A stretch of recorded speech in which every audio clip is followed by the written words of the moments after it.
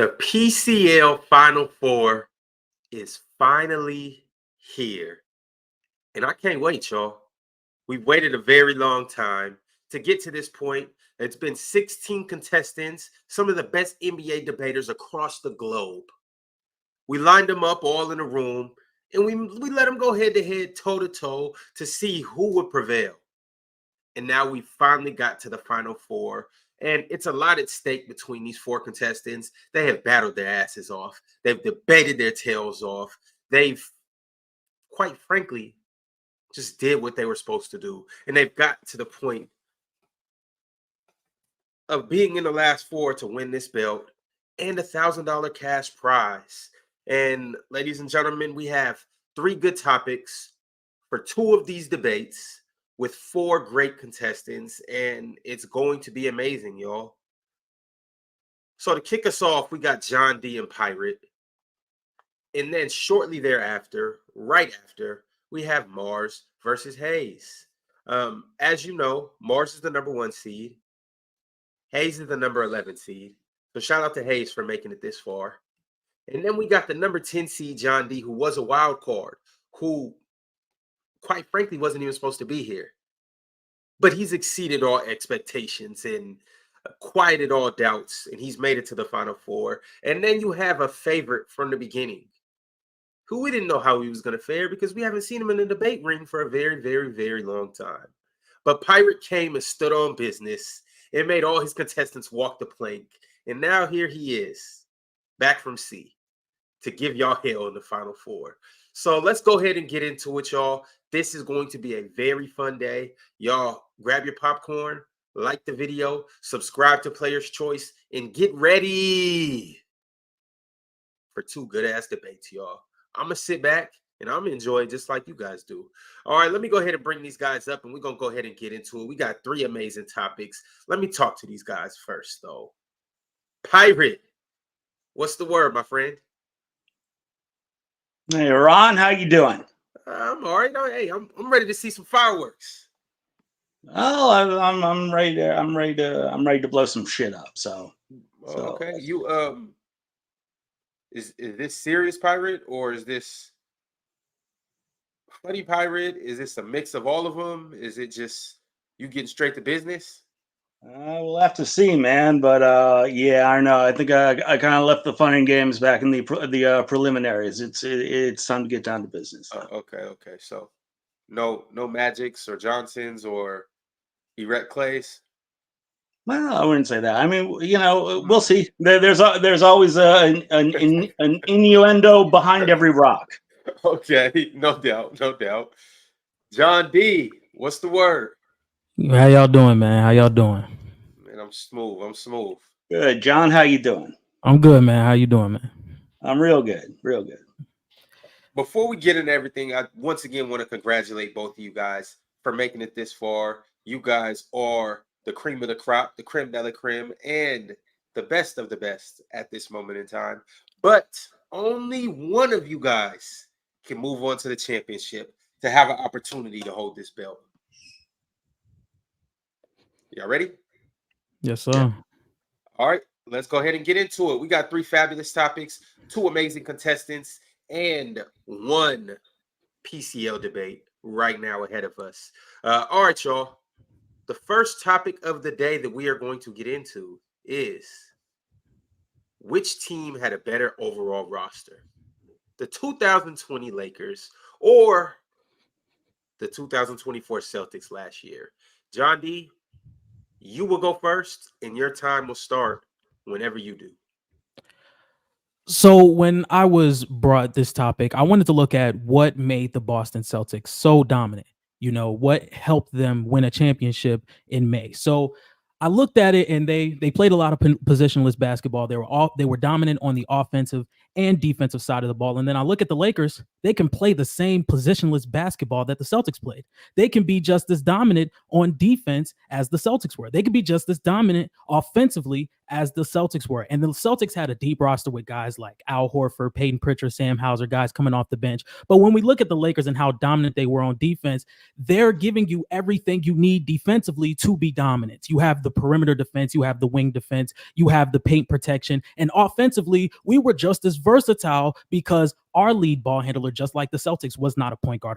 Our lead ball handler was a forward in LeBron James, who I would argue is the better offensive player. There's nothing outside of maybe volume of threes that the Celtics did that I can say that was clearly better than the Los Angeles Lakers. And when you look at the volume of the volume of threes that the Celtics were giving you, it was about 35 threes a game or 40 threes a game to the Lakers 35, shooting only about a percentage higher. So when we look at the playoffs and how the Lakers were able to guard, how they were able to switch, you have the best defensive and offensive player on the floor. I think this Lakers team has the better roster, and I think they can do everything that made the Boston Celtics so dominant. Strong first round. Pirate, it's on you now. Yeah, no matter how you try to spin it, this question, the answer is always going to be the Celtics. The question is, what team was better top to bottom? Well, as a total team, the Celtics were clearly more dominant. They achieved much more, and they were simply better. If you try to limit it to, well, maybe just the supporting cast, okay, the Celtics were also clearly deeper with a much more productive and impactful supporting cast. There's no logical argument for the Lakers. As a team, the Celtics clear the Lakers, and I do mean clear. The Celtics were 64-18. The Lakers won 52 games in a 71-game season. The Celtics tied for the third highest net rating in history of the NBA at 11.6, tied with the 2017 Warriors. The Lakers had a pedestrian net rating of 5.7 that was fifth in the NBA that year. So to be clear, 4 teams in 2020 had a higher rating than the Lakers, while only 2 teams in all of history had a higher rating than the Celtics. Celtics were number 1 in offense and number 2 in defense. Only the 17 Warriors and 96 Bulls can claim that, with the best offensive rating in history at 123. The Lakers didn't even have a top 10 offense. They're one of only 5 champs since the merger to not have a top 10 offense, and their defense was only number 3. So the contrast is stark. Boston wins 64 wins, 15-3 in the playoffs, third best net rating of all time, number 1 offensive rating of all time. The Celtics achieved A+ historic dominance, while the Lakers, among champions, they're very middle of the pack. It's not even a comparison. Back on you, John D. Talk to us. Before I get into my second argument, I want to completely disagree. I think the depth of the Lakers can rival the Boston Celtics very well with guys like Alex Caruso, Kentavious Caldwell-Pope, Dwight Howard, JaVale McGee, Kyle Kuzma. There was a bunch of players coming off the bench where we were running 9 guys deep in the playoffs. So I think there was a very, very close margin between the depth of both of these teams. So when we have 2 teams who are similar in construction and 2 teams who I think have an elite level of role players, I want to look at the top 2 players and how they performed this season. So LeBron James shot 35% from 3 on 6 attempts and 50% from the field in the regular season, averaging 25 points, led the league in assists, and was second in MVP voting, while Anthony Davis was giving you 28 and 9 and second in Defensive Player of the Year. Then LeBron James upped his rebounding, points per game, and assists, and was more efficient, shooting 37% from 3 and 56% from the field. And Anthony Davis got way better in the playoffs, which is something your top 2 guys can't say. So I think the Lakers, when they went through the playoffs, they had guys producing at a very high level. KCP was playing great. Alex Caruso was playing great. Kyle Kuzma was playing great. Dwight Howard was playing great. Everybody was playing at a dominant level to where they went 15-4 they went 15-5 in the playoffs, or 15-4 in the playoffs, just like how the Boston Celtics went 15-3. So I think it's kind of similar. I definitely think it's kind of similar. But then when we look at Jason Tatum and Jaylen Brown, and these guys don't play at the level that LeBron James and Anthony Davis played, I think it's a clearing of how the top 2 players played. And when you have the supporting cast looking similar, I think the Lakers take the cake. Pirate, how you like that cake? It's back to you. Yeah, it's really not similar at all, and the facts prove that indisputably. Let's look at the depth, top to bottom. And I'm going to start with one of the most amazing facts that I have ever uncovered in the history of the NBA. So please focus on this, because this is amazing, all right? Every single player who played a minute for the Celtics, that's 19 players, they all had a positive on-court rating. That is absolutely incredible. I've never seen it, and it's not by a small margin either. All 19 players who played a minute for the Celtics were at least a plus 4.5 on-court rating. That is truly unbelievable. No other team in history has done that, and it's really the definition of top to bottom. That's top to bottom. No matter who was on the floor, they were crushing. The Celtics achieved more with greater depth. The Lakers achieved less while being more top-heavy. And here's another example. The Celtics' number one offensive rating of all time was 123. They had 6 players with an offensive rating above that 123.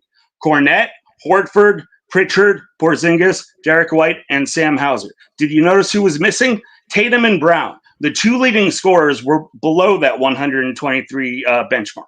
That's teamwork.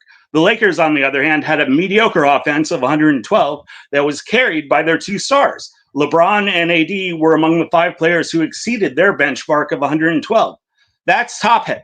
The Celtics had 11 players with above-average true shooting for an historic offense, another indicator of exceptional depth. Back on you, John D. I don't know why we keep talking about the Boston Celtics achieved more when they both ended the season raising the Larry O'Brien. They both went into the playoffs. They won 3 straight series with only losing 1 game or losing 3 games as a whole. And when we talk about which team is better, we look at one thing that I wanted to look at was who can beat each other in a 7-game series. You know, that's something when I'm pulling strings and I'm looking at roster and depth, which team could perform better if the other team was in front of the other. And I think the Lakers can do what the Celtics did better than how the Celtics did it because of how Jaylen Brown played in the playoffs, how Jason Tatum played in the playoffs, and how the Celtics guarded the Dallas Mavericks in the NBA Finals. One thing that LeBron James and Anthony Davis did so well was their pick and roll. And how did the Boston Celtics combat the Dallas Mavericks pick and roll? They put Jason Tatum on the big. Jason Tatum's not going to be able to do that against Anthony Davis. It's a mismatch. I think in a 7-game series, the Los Angeles Lakers have the better chance to win this series. And when I look at which team has the better roster and I'm pulling hairs, I think the Los Angeles Lakers have way more to throw at the Boston Celtics than the Celtics have to throw at the Lakers, because I do not think they can take care of Anthony Davis. I do not think they can take care of LeBron James. I think Alex Caruso can do a great job on Jason Tatum because of his shot diet and all the sidestep threes. I think KCP could do a great job on Jaylen Brown because he is very inefficient from the 3-point line. Round 3, Pirate. Take us home. Yeah, just saying LeBron and AD are great is not going to win this argument. The Celtics quite clearly achieved far more. Porzingis only played 7 games in the playoff run, and they still dominated. The Celtics could lose a whole ass unicorn and barely skip a beat, another indicator of exceptional depth and excellence. The Celtics had a defensive rating of 111.6, and not one player on the team had a rating worse than 115. That means every single player on the team was within 3.5 points of the team defensive rating. Again, depth with no weakness. The Lakers only had 5 players with a positive on-off during the regular season and during the postseason, with LeBron and AD carrying most of the weight. They were a top-heavy team relying on a smaller core of players to achieve less than the Celtics. LeBron was plus 15, AD was plus 17. Conversely, the Celtics, Horford and Drew led Boston at barely over plus 10. Again, much more of a whole team effort, achieving much more. This question isn't close at all. Maybe it's because the Celtics just won this last year, so the historic context hasn't sunk in yet, but they did actually have one of the most dominant seasons in NBA history. 64 wins, the 3rd highest net rating ever, tied with the 17 Warriors, the highest offensive rating of all time, and again, the most amazing fact that every single player had a plus 4.5 rating. That's unbelievable. It's maybe the most concrete fact supporting a top-to-bottom production in the history of the NBA. And I explained all this excellence without mentioning the contributions of the 2 best players, Tatum and Brown. That's amazing. It's fascinating, and it blows the 2020 Lakers out of the water. They were mediocre championship-wise. All right, here we go. It's time to run the polls. It's time for the judges to send in their answers for this first topic, and we are going to get down to the bottom of who won the first topic. Which team had the better overall roster? The 2020 Lakers or the 2024 Boston Celtics? These were 2 very deep rosters, 2 very good teams, and quite frankly, a very good topic. You guys came out swinging for the first topic. So, chat, what I need you guys to do is something very simple. take your asses to the poll and vote. Thank you. The judges are sending in their votes right now. As they are doing that, damn, surprising. Or maybe not surprising. All right, well, the judges' votes are in. That was easy. The chat is getting their votes in right now. And what I need you guys to do is right after you vote, I'm talking about immediately after you vote, hit that like button. And then right after you hit that like button, I mean like immediately after you hit that like button, subscribe. Now we are going to get into our next topic. It's still 20 more seconds. Get over there and vote. But as you're doing that, the next topic that I have for you guys in this Final Four matchup between John D and Pirate is which team's improvement will be more impressive next season.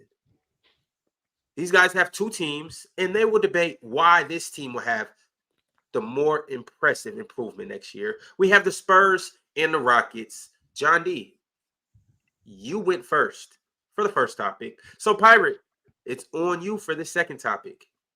Your time starts when you do. Yeah, we need to be clear. We can't be confused. This is a prediction question, and prediction questions rely entirely on probability, expected outcome based on pattern recognition. Emotions be damned. This is a gambling question, and I'm a gambling man, so let's talk turkey. John's pick of Houston would have been a fantastic pick a year ago, but it's too late. Houston had their impressive jump last year from 22-win bottom feeder to a 41-win team fighting for the playoffs. So congratulations, they advanced past the major jump category into the we have to scratch and claw for a few more wins category. 80 years of NBA history and the laws of probability dictate improvement for Houston this year will be far more modest than the Spurs. And this is why Vegas has Houston at only +3 wins this season, while the Spurs are at +15 wins, because this is obvious to the rational mind. The Spurs are where Houston was a year ago, prime position for a big leap.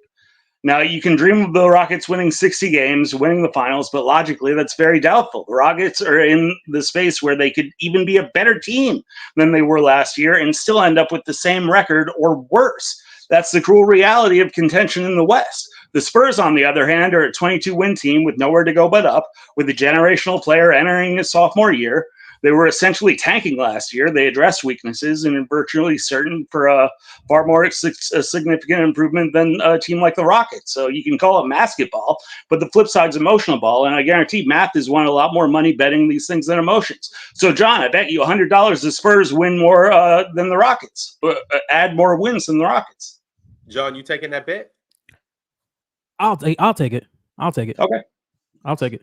So every year there's a team that exceeds expectation. There's a team that finishes a lot higher than expected. Last year it was the Thunder and the Magic. The year before it was the Kings. The year before it was Memphis. And I looked at all the things that the Rockets did well last year. Then that can translate to this season. And here are those things. The Rockets were a top 10 defense last year. The Rockets are one of the deepest teams in the league. The Rockets are well coached. And the Rockets have two players who can be legitimate all-stars in the near future with guys like Alperen Sengun and Jalen Green. And if there are things you ask about for this Houston Rockets team, they can give you everything. They can give you playmaking. They can give you shooting, perimeter defense. They can give you a presence down low. They can give you everything you ask for a team that makes the playoffs. And when we look at some of these teams in the Western Conference who make deep runs in the playoffs, and it's all predicated on their defense, their versatility, and their depth. And with guys like Dylan Brooks, Amen Thompson, Tari Eason, Jabari Smith, and Steven Adams, this team is going to be a top 10 defense once again. Not just the top defense where one player is on the floor like the Spurs. This team has to be defensively oriented every time there's a different lineup on the floor. So whether you have guys like Tari Eason, Jabari Smith, Dylan Brooks, Steven Adams, they're going to be a phenomenal defense.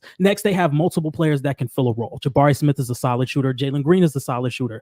Fred VanVleet is a solid shooter. Alperen Sengun is the motor of this offense and can play make for everyone around them. And I think the Houston Rockets have so much young talent to where we are not banking on Alperen Sengun and Jalen Green to take this massive jump when all these guys can take smaller leaps. Impressive first round. Keep going, Pirate. Yeah, well, some of those numbers were just factually incorrect. The West is brutal, and the more wins you have, it becomes exponentially more difficult to add additional wins. The Rockets won 41 games last year, yet we're still 5 games out of a play-in spot. It's the same situation this year. A dozen teams will probably be over 500.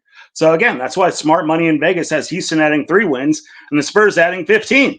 The Rockets made their external additions last year. All improvement will have to be internal, and that's not set in stone. One of the biggest positives for them last year was Fred.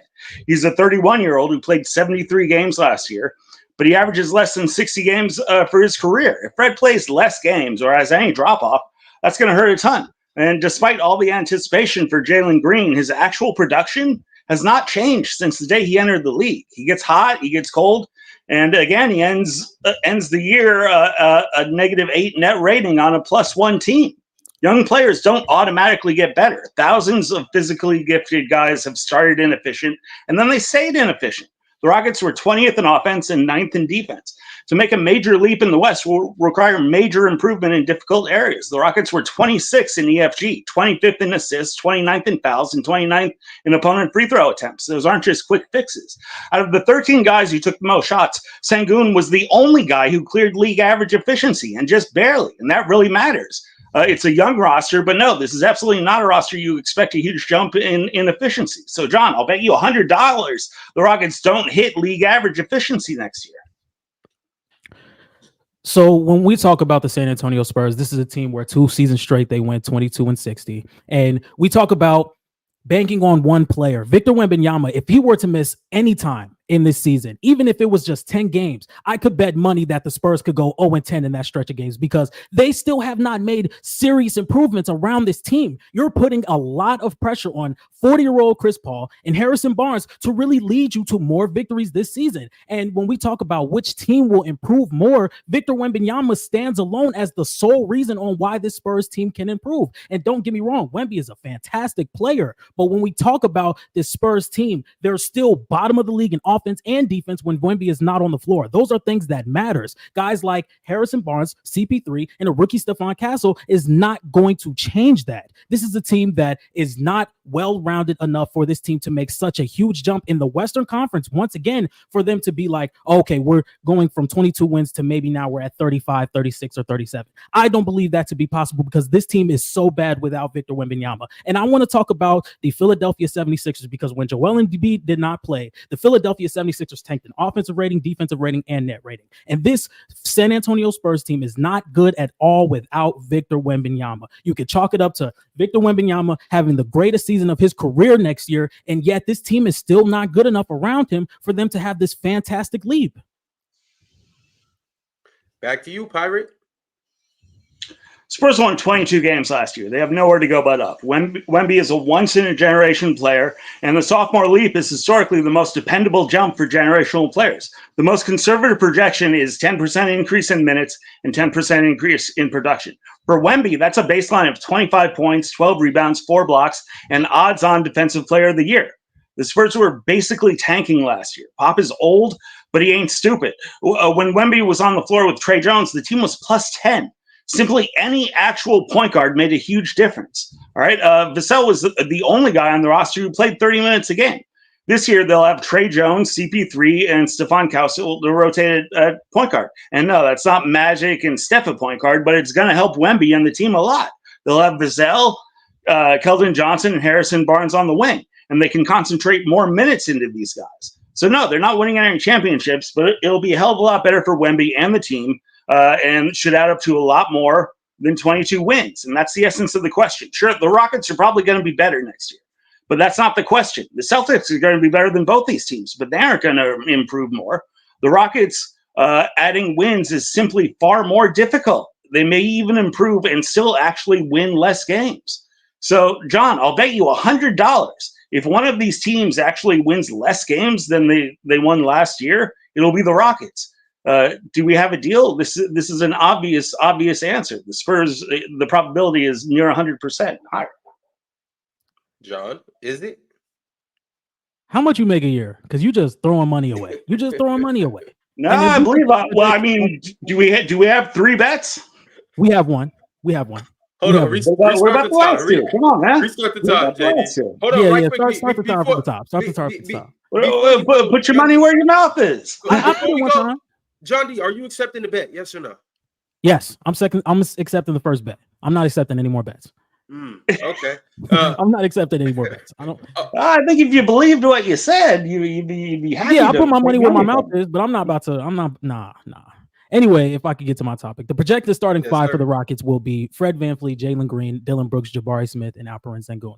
On top of the starting lineup being pretty damn good, you have guys like Amen, Tari, Reed, Cam Whitmore, and Steven Adams being one of the deepest teams in the league and being one of the best defensive teams in the league. When we look at how these teams made their jump from maybe right outside the play-in, like the OKC Thunder and the Orlando Magic, who were in the lottery last year, these guys became some of the top defenses in the league. And the Houston Rockets were already that. Now they're adding guys like Reed Shepard, who's going to be a knockdown shooter. Another year of improvement of guys like Amen Thompson, Cam Whitmore, Jalen Green, Alperen Sengun, Tari Eason. These are 5 guys off the top of my head who are young and can make a vast improvement. On top of the Western Conference, from the 4th seed to the 10th seed, it's very ugly. It's very ugly. Teams can go out and win games. People can get injured. We don't know what's going to happen. But one thing I can bank on is the Houston Rockets having the depth and the defense to make that improvement and jump up to maybe a 6th, 5th seed in the Western Conference. I don't think that's crazy to say.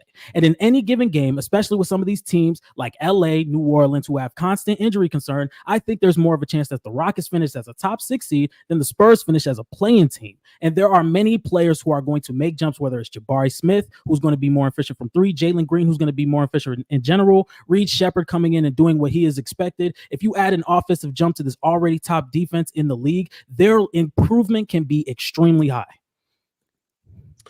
All right, there you have it. That concludes the round right now. JD, go ahead and cue that poll. Throw the timer up. Judges, send in your votes. We all have a minute and 30 seconds to make up our mind and come down to the conclusion of who won this topic. Which team's improvement will be more impressive next season? We have 2 very good young teams with a lot of young talent, but these guys came up here and debated who they believe will make the most impressive improvement next year. As you guys know, there's a whole criteria that goes into judging, but ultimately, get all your biasness aside and vote on who made the more logical points, who provided facts, who had rebuttals, counter arguments, multi-level arguments, who was more persuasive, who had the better delivery, who was more entertaining, and ultimately, at the end of the day, objectively go with who you like the most or who debated better. All right, the polls are up. The judges are sending their votes through. We have one more topic to get into. Fellas, y'all feeling good? Feeling good. 2 rounds down, 1 more to go. Much respect. Yeah, facts. Much respect. No doubt. Dub hosts on 3, right? 1, 2, 3. Ron is the star of the show. Hey, no, I'm just trying to add some excitement to an already very exciting battle. His hair is as great as it is weird. Hey, Pirate, that's a great combination. That is. All right, the judges are sending through their votes right now. Here we go. I'm waiting for one more judge. And then we'll get into the third topic, which is which team wins in 7 games? The 96 Bulls or the 2001 Lakers? This is dynasty versus dynasty. This is a question that gets asked a lot in barbershops. So we're going to get down to the bottom of it right now. The judges have sent through their votes for last round, so we could get to this next round. John D, it's back on you whenever you're ready. Before I get into the lineups and the X's and O's, I want to talk about how dominant this Lakers team actually was. You have Shaquille O'Neal, who was 3rd in MVP voting, was an All-NBA first team member and an All-Defensive second team member, averaging 28 and 10. And in the playoffs, he jumped up to 30 and 15. And Kobe Bryant, who averaged 29 points per game and was also an All-League defender. We get into the playoffs, and that Lakers team goes 15-1, the second team in NBA history to beat all 50 win teams in a playoff run. And this is why I believe Shaq and Kobe are the greatest duo in NBA history. Not just because of the talent, but because of how dominant they were when they were on the same page. And we saw that in this playoff run. And we look at a 7-game series, especially with this team, with all the Hall of Famers and the great all-time teams, we have to look at what is necessarily we don't have to look at who was necessarily the better team, but it's about who has the better matchup. And I think Shaq is one of the most dominant players of all time. And I do not think the Chicago Bulls have an answer for Shaquille O'Neal and 2001. And if we look at how the Chicago Bulls guarded Shaq when he was 23 years old in that 95-96 season, he was putting up 27 and 12 on about 62% from the field. Shaq was dominating at 23. So now we're talking about his apex. I do not think the Chicago Bulls have a very big answer for Shaquille O'Neal, and his offense is so dominant that it's going to open up more shots for guys like Kobe Bryant, Robert Horry, Derek Fisher. There is a whole lot of things. It's going to be like a domino effect because Shaq is going to be so dominant down low, and the Bulls do not have an answer to stop that. That concludes John D's first round. Pirate, talk to us. Yeah, no. The 96 Bulls were the most dominant team in history, led by the most dominant player in history, who was on a mission to destroy everything in his path from day one. And there's no way in hell that 56-win team that had a good playoff run versus very flawed sub-60-win team stood a chance. The Bulls won 72 games. They're the only team since the merger to have the number one offense and number one defense. And the Bulls have by far the greatest net rating in NBA history of 13.4. No other team in history has even come close. Mike was back and on a mission, and a seven-nation army couldn't stop him. Mike was the MVP. Mike and Scotty were both first-team All-NBA. Mike, Scotty, and Rodman were all first-team defense. That's one MVP, two first-team NBA, three first-team All-Defense on the same team. The addition of Rodman's defense and league-leading rebounding made for an unstoppable force. Here's just one of the Bulls' trump cards. With Rodman, the Bulls had an offensive rebound percentage of 39%. That is ludicrous. You've got Michael Jordan, and 39% of your misses you get back. That's unstoppable. With Kukoc as the sixth man of the year, as another dynamic wing in the triangle, and deadly shooters like Kerr, they easily cruise to the most dominant season in history, including 15-3 in the playoffs versus two 60-plus win teams, including sweeping a 60-win Magic team led by Shaq that was probably better than the 0-1 Lakers. 96 Magic versus 0-1 Lakers is a discussion. 96 Bulls versus 0-1 Lakers is not a discussion. Back to you, John. Talk to us. I haven't even brought up Kobe Bryant, who averaged 28 on that team and was an all-league defender. So you have to worry about one of the greatest bigs down low, which is already a weakness for the Chicago Bulls. And now you have a 30-point scorer on the perimeter who you need to worry about as well, and is also a all-league defender. Kobe was no slouch on defense as well. There were pesky defenders all over the floor that may have given Jordan some issues. I'm not saying they're going to slow him down, but could have given him some issues, and they definitely have a great volume of defenders on the perimeter. Kobe and Shaq were giving you 55 and 56% true shooting compared to MJ, who was still giving you 56, but Scottie Pippen was giving you 47. That's Julius Randle playoff true shooting. Scottie Pippen was not efficient at all in that series, giving you 17 points on 29% from the 3 on 6 attempts. And when we look at some of the floor spacers that got worse in the postseason, guys like Tony Kukoc, who shot 40% from 3 in the regular season, fell to 19. Steve Kerr, who shot 51% in the regular season from 3, fell to 32. So the guys you're looking at to space the floor against Shaq weren't doing the job that they were supposed to do. And the best thing to get Shaq out of his element on defense is to have him guard up, make him move up on defenders and get him away from drop coverage. And the Bulls were not doing that. So you're telling me you're going to have the floor crunched up with one of the greatest rim protectors in league history. That's your offensive plan, with your go-to shooters playing like hot ass in the playoffs because they can't hit an outside shot. I think it's a recipe for disaster. I think it's a recipe for disaster. John turning up. Pirate, can you match this energy? Yeah, I mean, this is what it sounds like when you weren't there. So let's cover these playoffs because that's really all you got. Historically speaking, the 0-1 Lakers were a very ho-hum champion. 56 wins was subpar. They had a subpar rating of 3.5.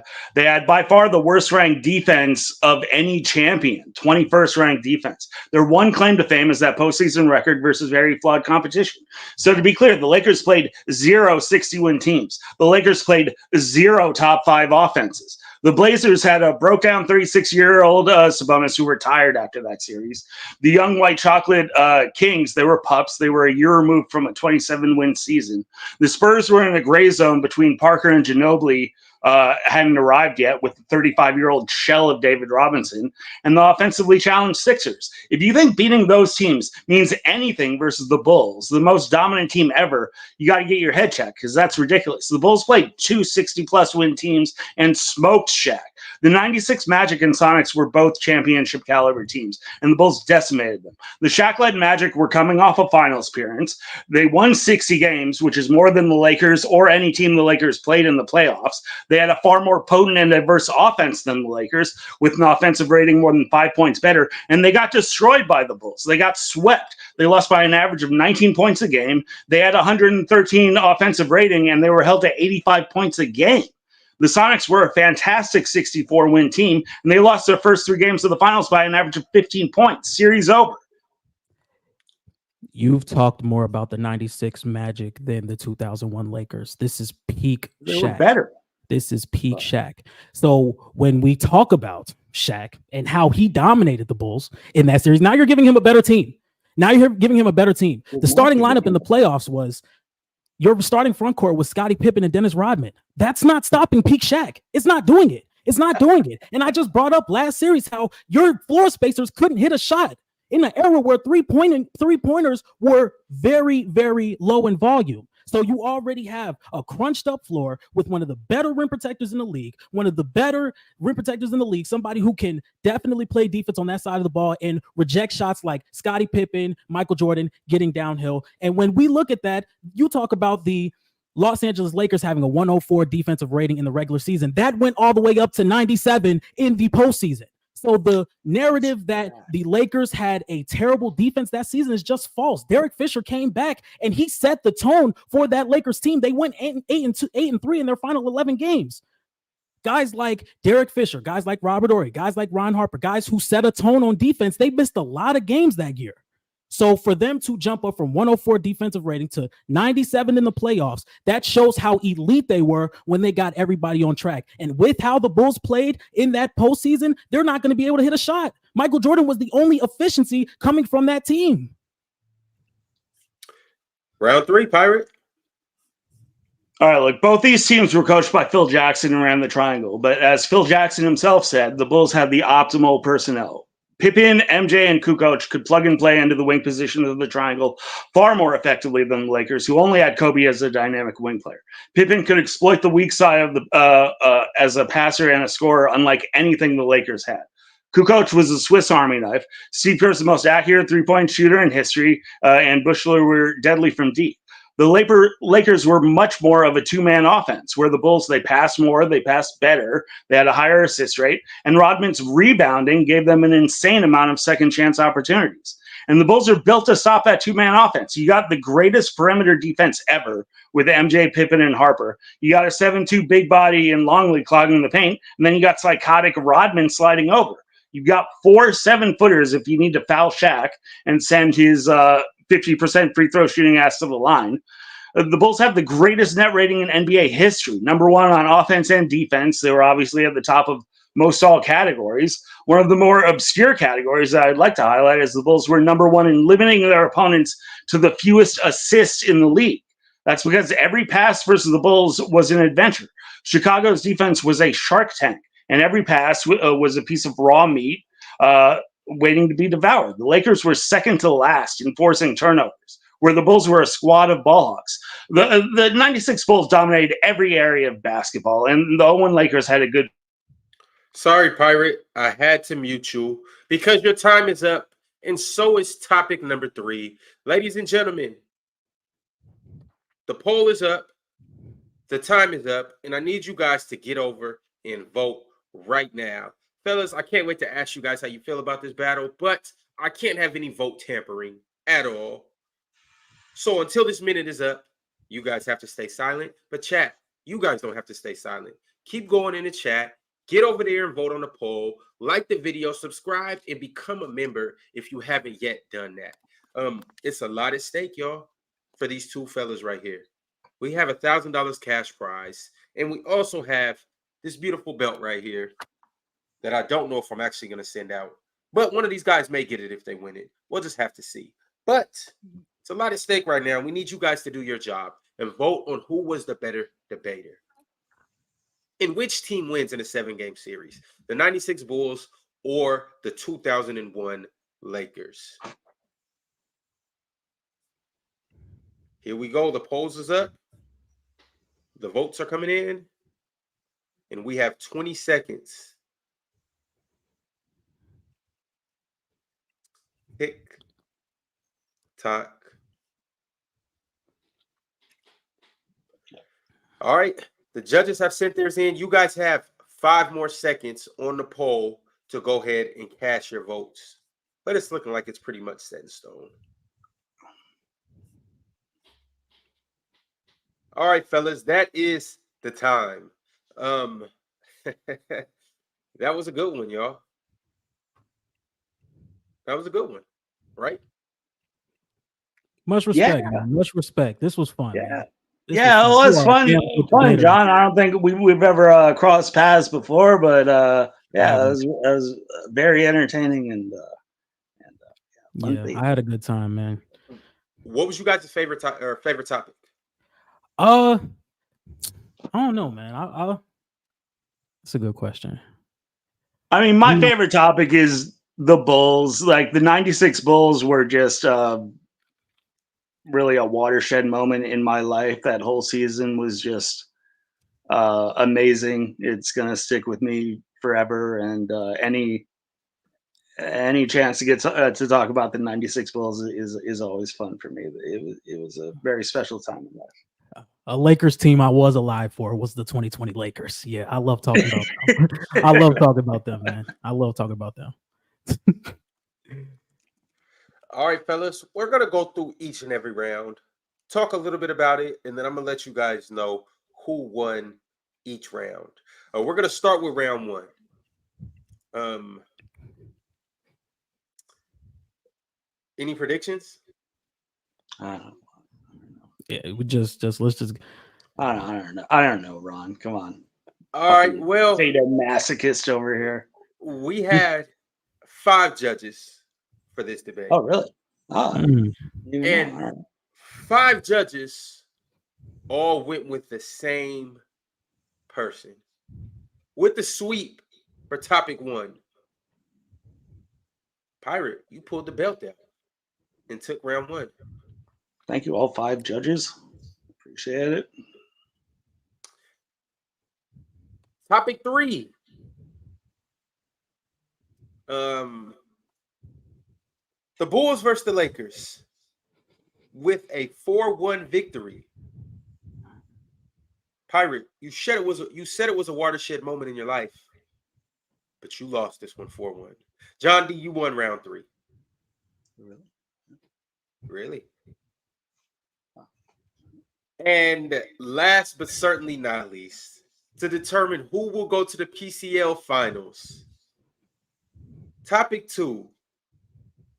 Which team will make the more impressive improvement, the Spurs and the Rockets, with a victory of 3-2? Pirate, you will be advancing to the finals with the opportunity to win this PCL belt. I never would have guessed that. I lost the Bulls, but I won the Spurs, and I won $100 off of John for the Spurs. Whoa, wait, hold on, wait. No, I mean, come on. We ain't shake on nothing. We ain't shake on nothing. What? No, I'm bullshit. I'm a man of my word. Was that bet for this debate, or was that bet for who's actually going to have the more? Yeah, it's who's going to win. Who's going to win more games? Who's going to win more games than last year? Yeah, than last year. So this bet is going on. This is happening. Yeah, this is cool. It's cool with me. I ain't going. I'm blood or gold, man. Blood or gold. Okay, so right after the season ends, I can have both of you guys on the panel, and we can talk about what happened with this. No problem. Yeah. You don't have to put it on my calendar. You guys are locked in. Absolutely. Yeah. Hey, John, congratulations. Really impressive run from what I've seen to be able to get pulled out of the crowd and make it this far. It's real impressive. And that was a good debate, man. I appreciate that. So congratulations. This one hurts, man. This one hurts. But hey, you did a damn good job, man. You are a great debater. I will tell you that. You are a great. Thanks, man. I appreciate that. You are a great debater. So I mean, I can't be that good if I can't defend the '96 Bulls. Yeah, man. This was fun, and Ron, if you'll have me back, man, I'll definitely be back, man. No doubt, we will certainly be seeing you on the panel. And the minute PCL Season 2 gets announced, John D, you will be one of the people at the top of the list to get invited back based on your you earned it. postseason run this Appreciate that, time. man. Appreciate that. But John D, unfortunately, until next time, you take it easy. Yes, sir, man. Yes, sir. All right, John. We'll see you soon. All right, appreciate it. Pirate. Yeah. How does it feel? Man, that was like a roller coaster on it. Like, do you have any like quick comments on how I lost the Bulls? Yeah, I can read these from the judges right quick. And you guys, coming up at the top of the hour, we do have Mars versus Hayes. So stick around to see who else will be advancing to the finals. Number 1 Mars versus number 11 Hayes. Once again at the top of the hour. Can't wait to get into that. But Pirate, I mean, Ron. I think the Bulls are smoking that Lakers team. I mean, I don't know. That one is that topic is 50-50 for me. Bulls are smoking. I don't know about smoking, but I got the Bulls. Smoking. But, dang, like a Reggie pack. like a full on 7-gram smoking. Yeah, so one of the judges said this one was close. Best round out of them all. I got Pirate 2-1, so that's one of them to win with you. One of the judges said John D, to me, won this last debate 2-1. I think he made all the right rebuttals to Pirates' numbers and named more matchup problems against the Bulls team. That was the one. Matchup. That's what I thought. Maybe the matchup deal. But yeah. Another one said better rebuttals, had more arguments supporting why the Lakers would win in a series. Pirate didn't spend enough time explaining why the Bulls would win a series versus the Lakers. Yeah. Okay. And Well, you know what? I mean, fair enough. See, you did phrase it differently than the question I was given was which team was better, and then like on the show you said the 7-game series. But yeah, all right. I mean, fair enough. It is what it is. You know, I can't complain. You know, it is what it is. Well, Pirate, what are the chances that this belt will be getting sent to Northern California? I mean, I think it's looking pretty good. But so I might as well go ahead and put your name on this. Just don't get it dirty. You know, I don't know what kind of foul things you've been doing with that belt the last few months, but I hope you wipe it down with some Pine Sol or something. Pine Sol, a little bit of bleach, some Clorox wipes. I got you, man. We'll make sure that it's spick and span when you get it. So are we going to do like a face-off after this next round? Or are you going to have me back and we're going to have a little tete-a-tete? If you would like to come back after this next debate, we'll have you back, Pirate. All right. I mean, I'll probably be a little smashed at that point, but you're celebrating your win, right? I'm just celebrating life, man. Oh, okay. Oh, so this is nothing. This little PCL, this is nothing. Well, the win is part of life, man. Just like everything else. So no doubt. All right. Well, Pirate, I'll catch you soon. And we are about to get to this next debate. Ladies and gentlemen, we're going to go on a quick break. And then when we get back, I'm going to talk about how we got to this moment in time right here, the Final Four. What matchups transpired and what happened during those matchups? Who maybe got snubbed and who's just better than everybody? Shout out to Hayes. This is where we go to commercial break.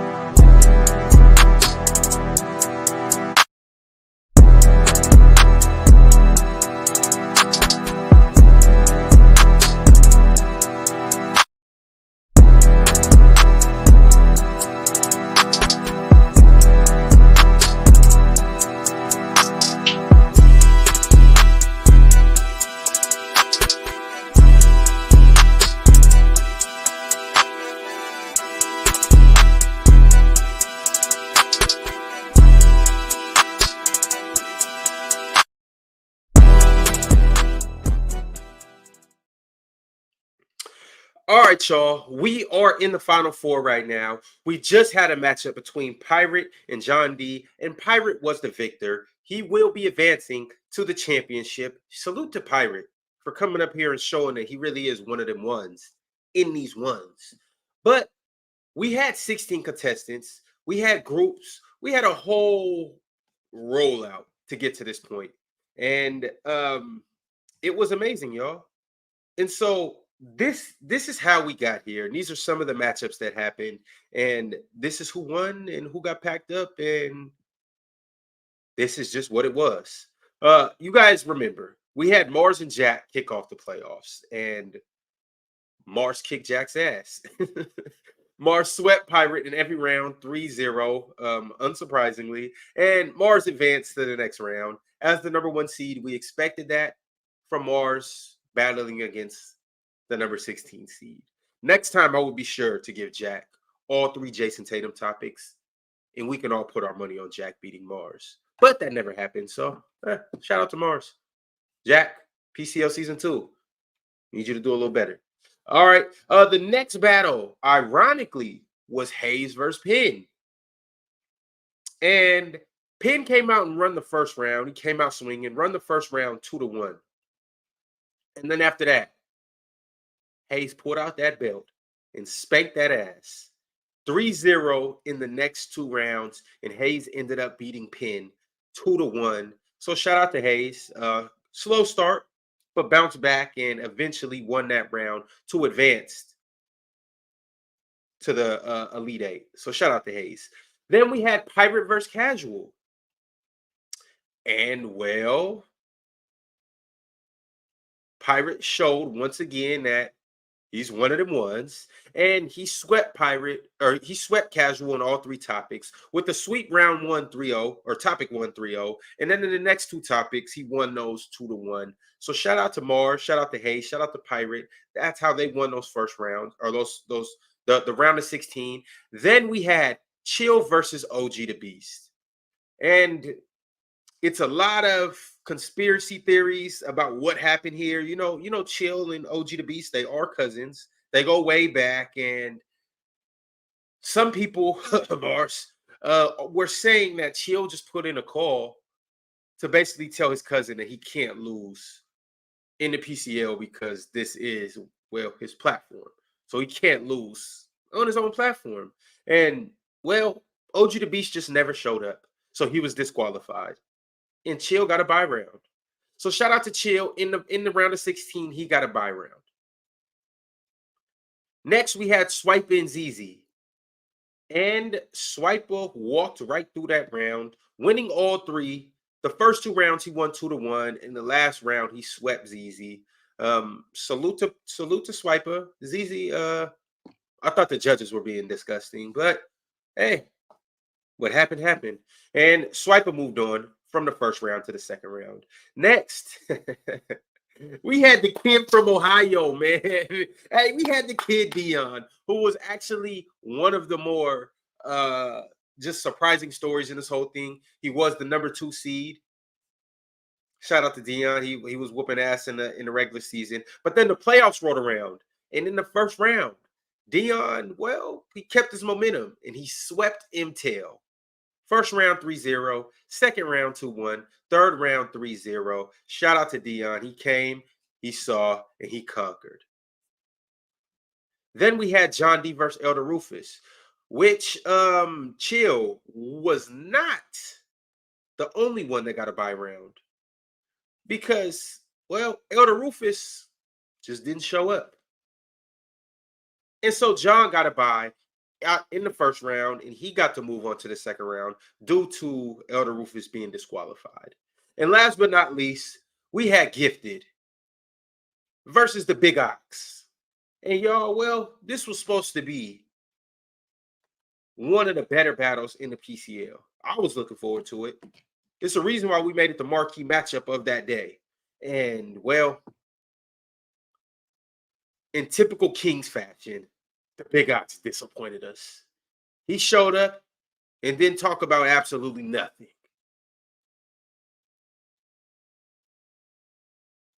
L Ox. So Gifted swept Ox, and that was that. So Gifted moved on to the next round. John D moved on to the next round. Dion from Ohio moved on. Swiper moved on. Chill moved on. Pirate moved on. Hayes moved on. And Mars moved on. Now we got to round 2, the Elite 8. And we had Mars versus Gifted. And this actually was a very close matchup. Gifted came out and won the first topic 2-1. And we all was like, uh-oh, Mars is against it. And remember the backstory to this whole thing. Gifted has beat Mars before in the past. So we were thinking that maybe Gifted just has Mars' number. But the kid from London or France or Alabama or Jamaica, wherever he resides at, he did what he does best. Turned up the pressure on Gifted, cooked his ass, packed him up, and sent him back to Detroit. L. James B. Hell Gifted. And that was that. Mars ended up beating Gifted 2-1 and advancing to, well, the Final Four against Hayes, which is coming up. And speaking of Hayes, Hayes battled Dion from Ohio. And we all were almost sure and certain that Dion was going to pack up Hayes. I've seen people in the chat wearing the hey, PCL champion Dion 2024. I seen, hey, it was a lot of fanfare on Dion's side. He had the momentum. He had the record. He had, well, quite frankly, the PCL belt in his hands. But Hayes said, not so fast. And Hayes came out with the energy, swept Dion in the first topic. Dion bounced back, won the second topic 2-1. And then, well, Hayes just quite frankly put the nail in the casket for the last topic and won 2-1, sent Dion back to Ohio with his tail between his legs. Then we had Swiper versus John D. John D won the first topic 2-1. Swiper won the second one with a sweep 3-0. And then John D came and closed Swiper out 2-1, and he ended up advancing. And then we had Chill versus Pirate. And, well, Pirate just came out and spanked Chill. Hey, it's no need to even go into further details. Pirate just came out, put Chill in the headlock, gave him a noogie, gave him a swirly, and sent him on about his way. And that was that. Pirate won that battle 2-1. Chill did take the first two, the last round, but Pirate beat him so bad in the first 2 rounds that it didn't even really seem close. And that's how we got to the Final Four. Then we got to, well, Pirate versus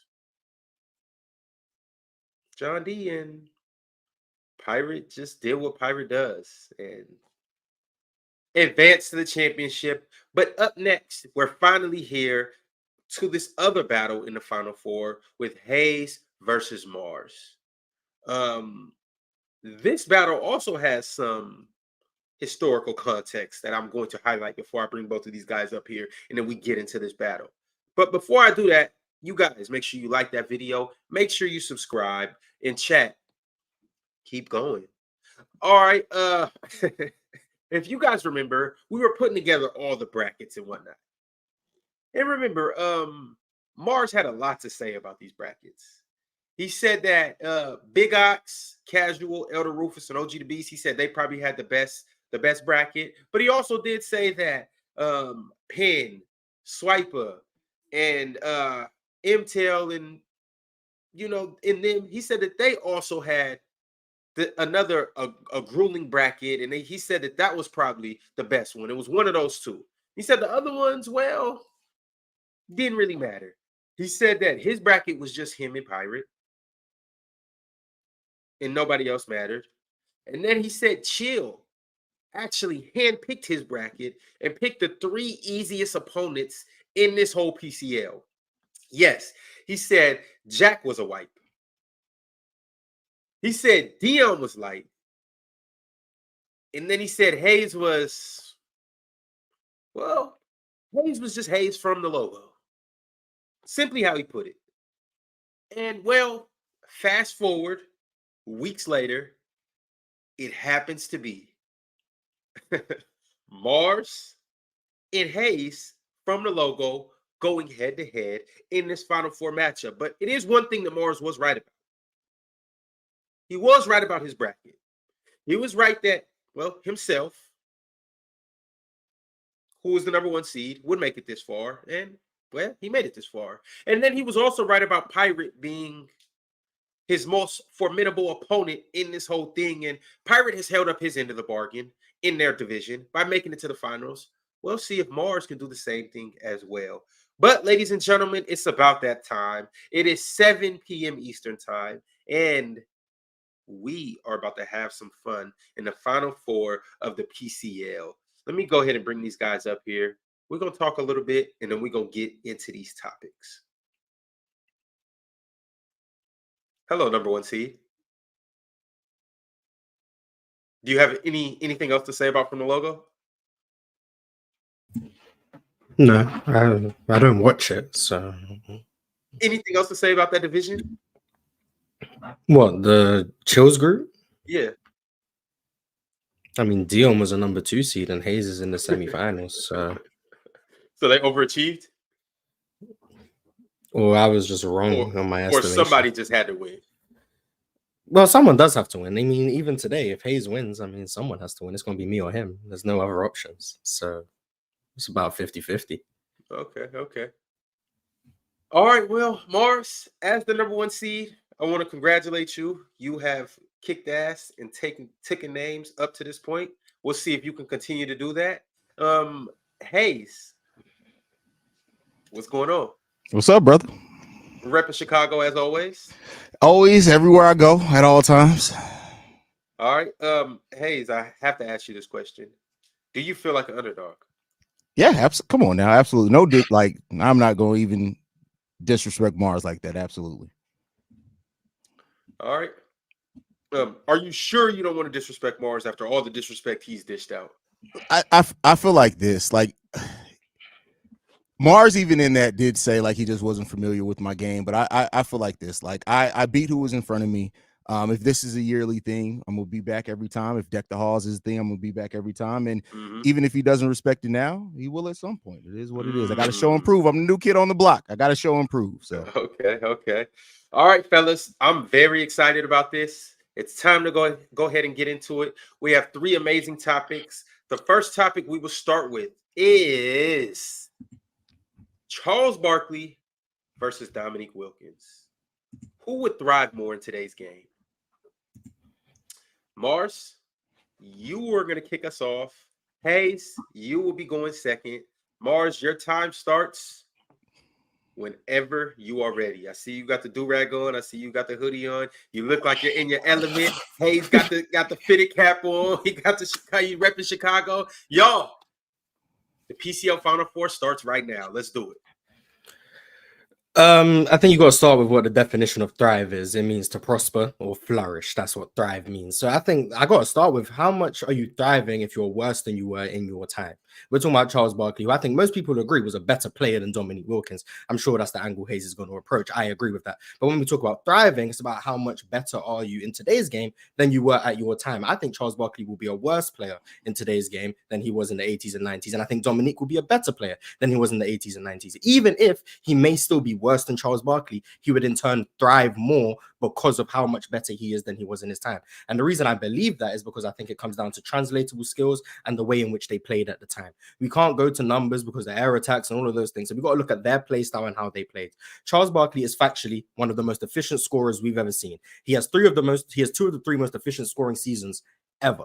And the reason he was able to be so efficient is in part because of his dominance on the low post and how physically imposing he was, but also because of the rules at the time.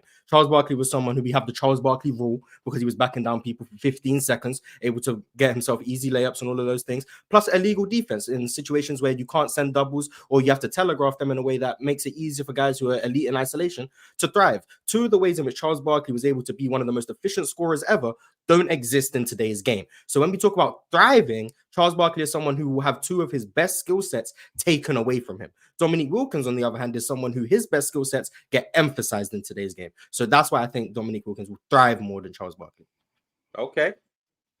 All great points. All great points by Mars, as always. I think I look at it in this way, is that when you look at Charles Barkley's game, to say that he wouldn't thrive in modern day game or the things that made him good would be taken away. Charles Barkley was his rebounding ability, his offensive rebounding, especially his passing also at a time where spacing was much less than what it is now. And then also his versatility and just outright tenacity. Charles Barkley was one of the most tenacious players to play period in basketball history. To say that IQ that he had, and while I have my own problems with Charles Barkley outside of basketball IQ when he's not playing, like he was one of the smartest basketball players of his time, and to say that would not translate, I just not something I can vibe with. You also look at Charles Barkley efficiency, 49.9% in the key, in an area where spacing just isn't what it is right now.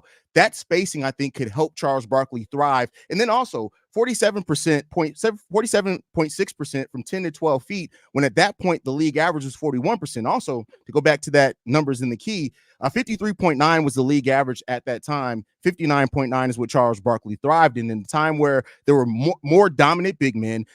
Teams typically ran more 7-footers too. Typically, what would be centers now were out there on the court at almost any given time. And Charles Barkley, through how strong, how fierce he was playing with that, was able to be efficient on rebounding, something that Dominique Wilkins was not necessarily the best rebounder. And I also think just we've seen players of Charles Barkley's size thrive in nowadays game.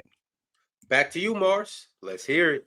Dominique Wilkins was actually a pretty good offensive rebounder. He wasn't Charles Barkley, so I'm not going to go down that avenue. But I want to make it clear, I am not saying that Charles Barkley would not be great in today's game, nor do I think Hayes is saying Dominique Wilkins would not be great. We are simply distinguishing on who we think would thrive more. And when we talk about Charles Barkley's playmaking, he was once again a benefactor of the illegal defense. The fact that when he had some of the best spacing of the 80s and 90s because of the way his teams would leverage that illegal defense, putting a bunch of guys above the break so that they couldn't send doubles in the post. And when a double did come, it made the reads easier. You go in a league now where once you take illegal defense out, you can shout out to Tom Thibodeau for these ideas. Being able to load up on the strong side and make those passes more difficult. Charles Barkley did have some sort of weak spots in that situation. He did have a tendency to shoot into some double teams and take some ill-advised threes. Now, that was great back in the day because he was still the most efficient scorer in the league, so you could live with some of the bad shots. But now when the defenses are able to load up on him more consistently, the double teams are more disguised. Can we afford some of the ill-advised early shot clock threes he was tempted to take? One of the worst high-volume three-point shooters we've ever seen. I think the worst statistically.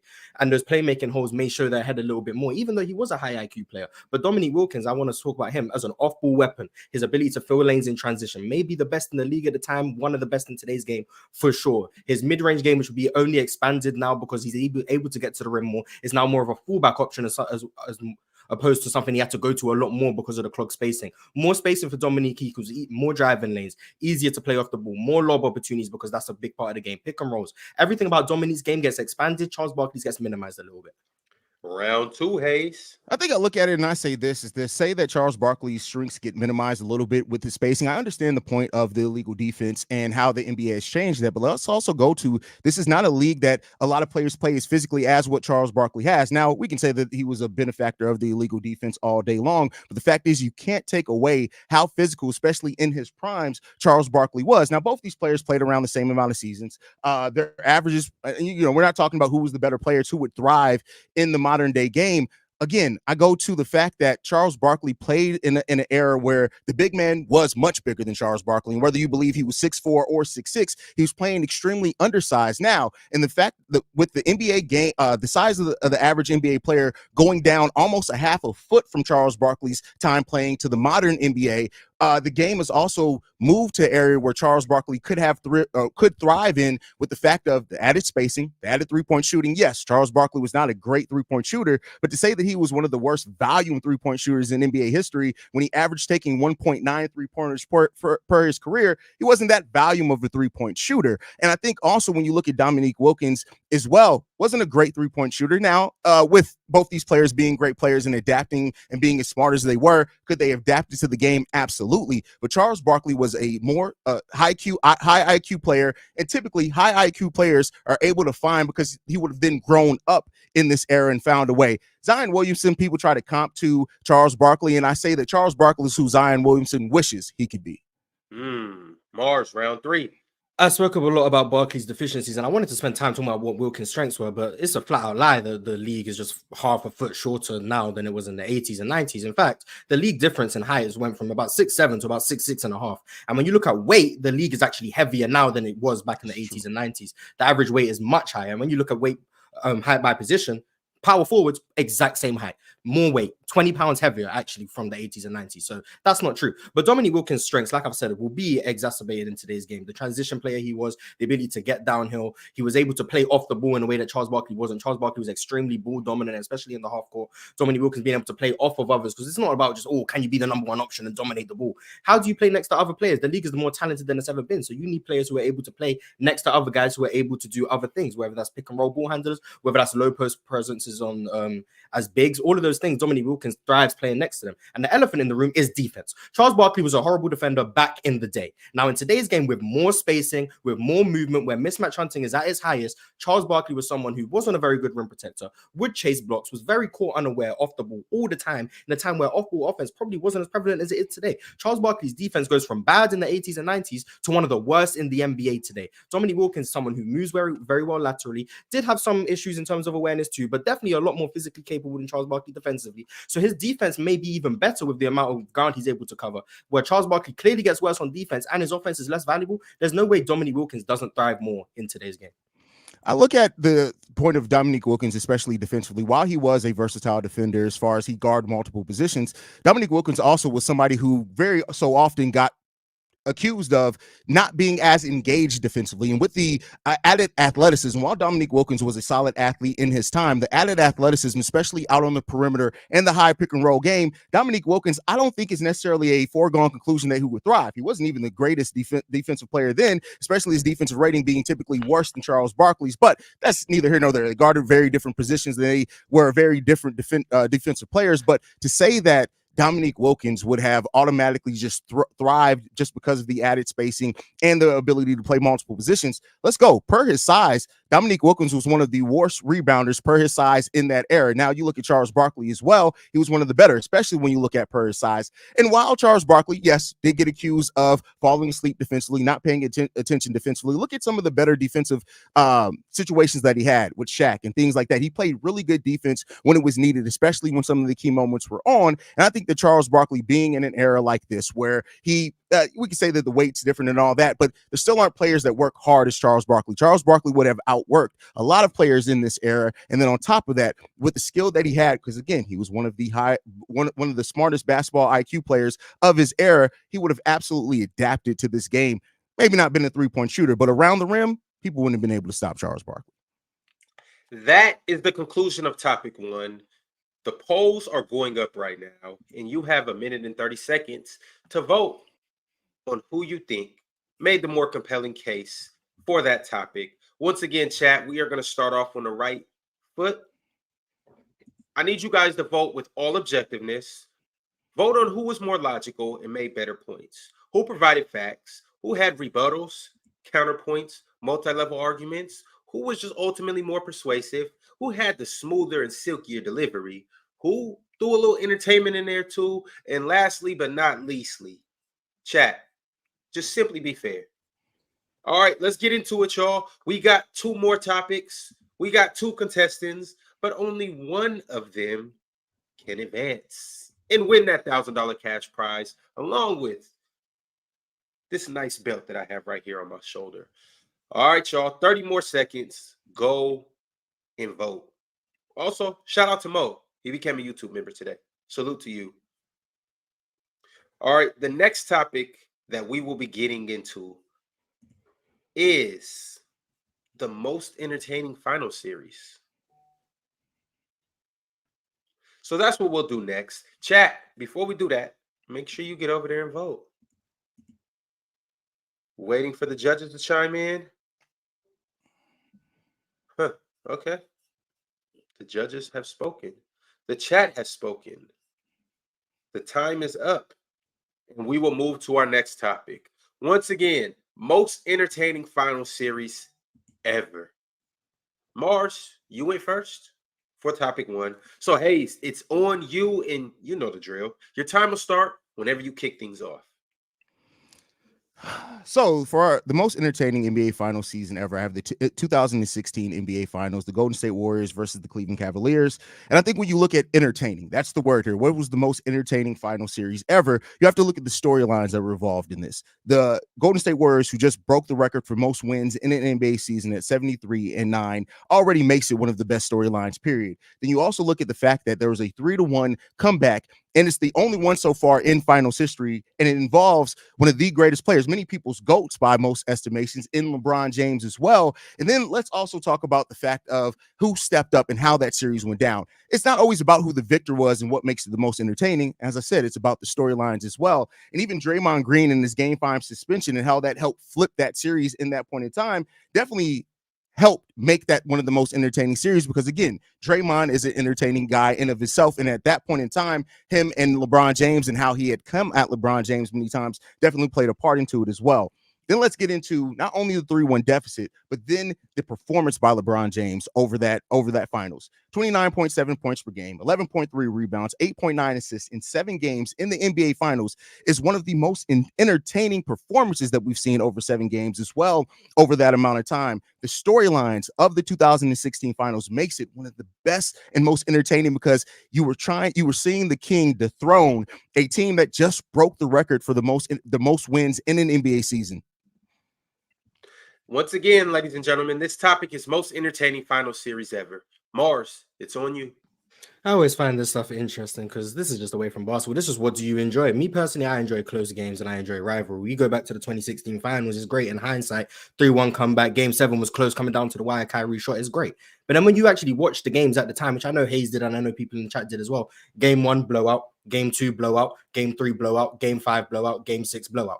All of those games were blowouts. Game 4 was the only one that was relatively close, and then game 7 was close. When we were watching those games at the time, we know what was happening. It was Warriors were up 3-1. This series isn't close. This series hasn't been entertaining. In fact, people were saying 2015 was better when Kyrie and Kevin Love were her. But then we see the comeback and it's like, oh my God, game 7 was great. And we act like the series was great. It wasn't. It was actually a pretty mid-series from a basketball standpoint too. You look at 2010, the NBA final, not only is it Lakers and the Celtics, the two most storied franchises in NBA history, coming off a series in 2008 where the Celtics actually handled them, building a super team. Kobe couldn't overcome it, all of that stuff. The storylines were all there.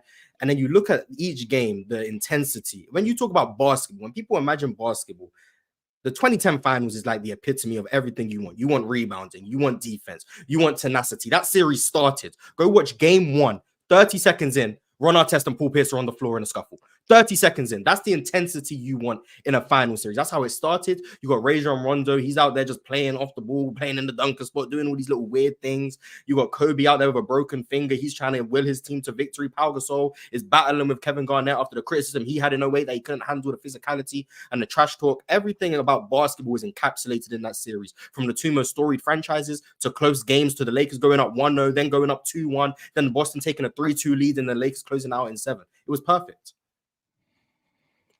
That was a very entertaining finals, and I can't deny that. But I think when you say that people were saying that it was a boring series, it was literally one of the most viewed finals in NBA history. The most 20 million views in a complete series ever. It had the third highest view at 31.2 million views, and that was the highest since 1998, 1993, at a time where there were less people viewing as well.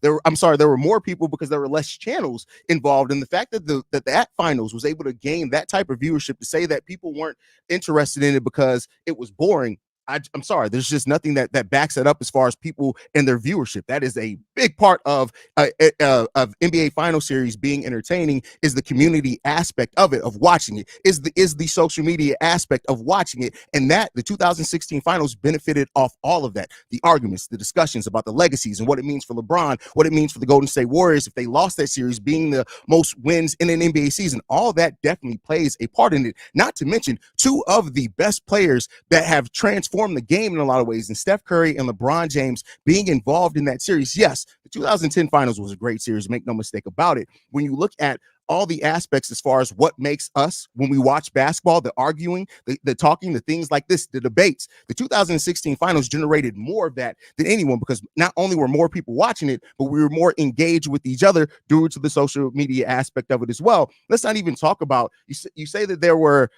there were blowouts, and there were, but the individual performance of LeBron James from Game 5 to Game 7 was something that just had to be watched in the time where people were waiting for LeBron to be able to snatch that and win that ring and bring a title to the city of Cleveland as well. Round 2, Mars. I definitely didn't say no one was watching it. I said the people who were watching it weren't entertained while they were watching it. But if we were going to go with views, then you would have had to say the 98 finals was the most entertaining. But you didn't, because it goes into more than just views. But when we talk about the game and what made it entertaining, it's the fact that for the most part, the stars were healthy. We obviously had Kendrick Perkins, but Kobe out there battling with a broken finger. We know what Steph was going through in terms of the injuries and all of those things. The storylines for the 2010 finals were just as prevalent as the 2016 finals, if you remember correctly. It was, can Kobe go back-to-back? Can Kobe beat out Shaq in championships, because they were tied up 4-4 at the time? Do Boston just have the Lakers number? It's also the Boston Celtics and the Los Angeles Lakers. That storyline was prevalent. Can Pau Gasol get his revenge against Kevin Garnett? Because we know what happened in 2008. All the storylines are prevalent. Then you got the actual games itself. Remember, Ray Allen, Game 2. 8 made threes. Remember, that was the greatest shooting performance we've seen in the NBA Finals to that point. And then you know what happens in Game 3?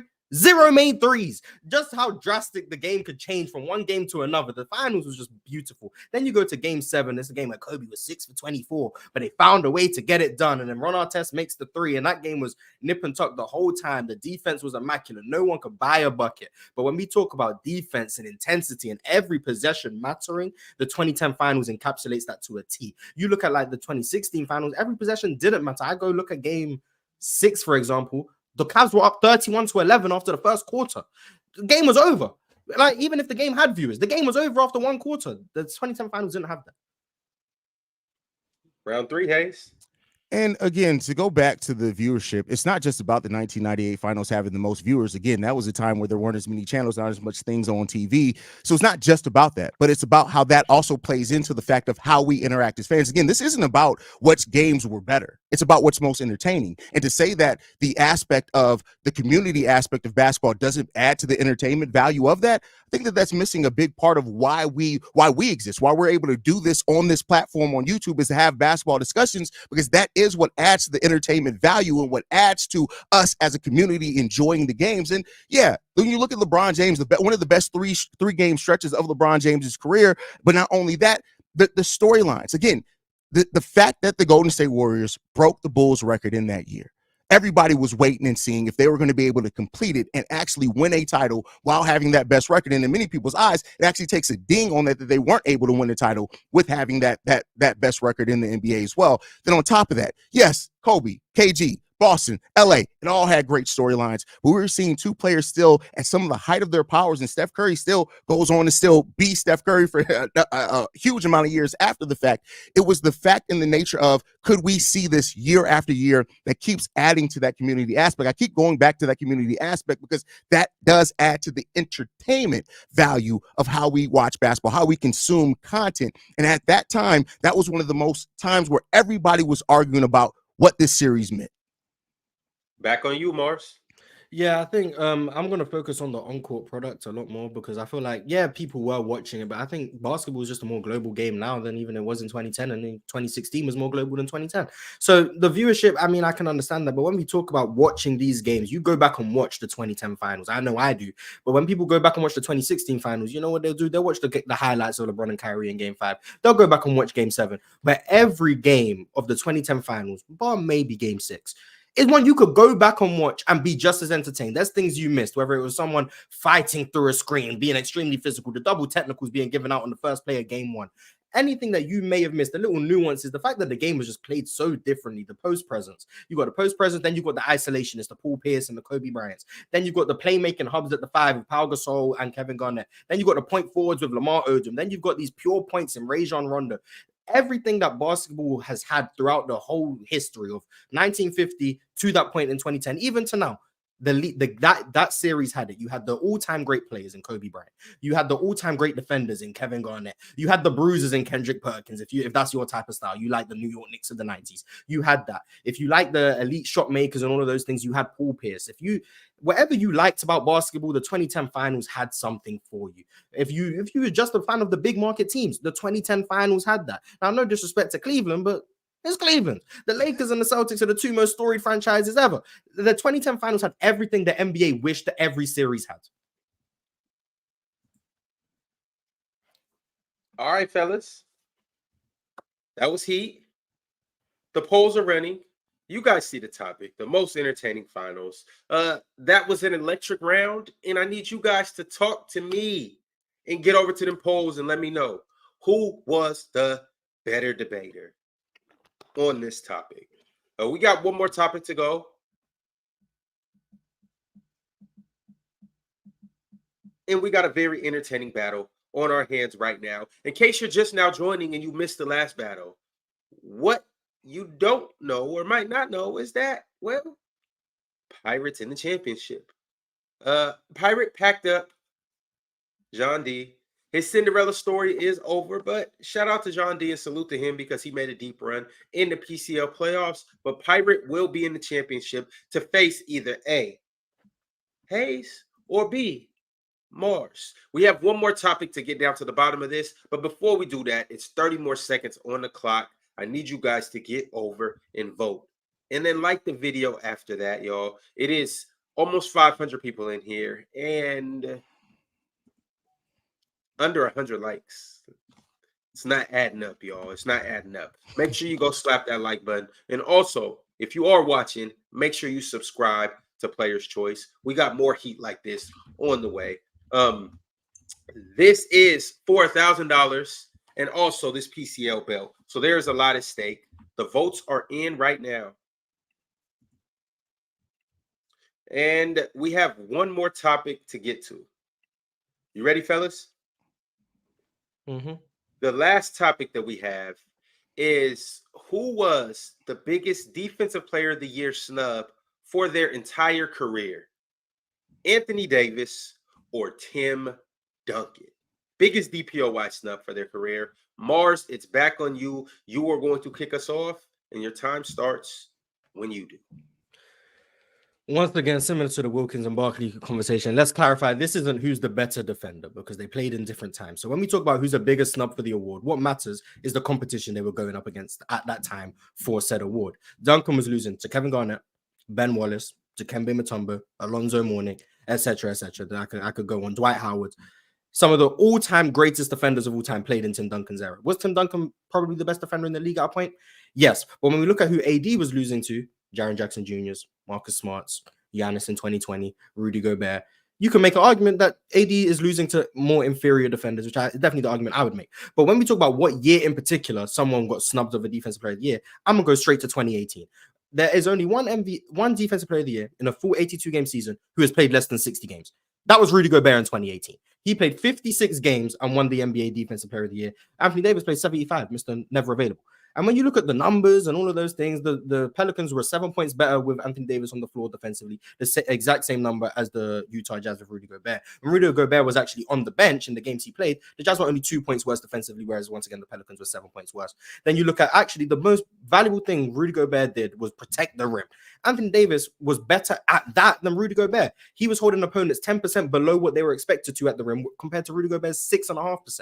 He did the one thing Rudy Gobert did better than Anthony Davis, allegedly.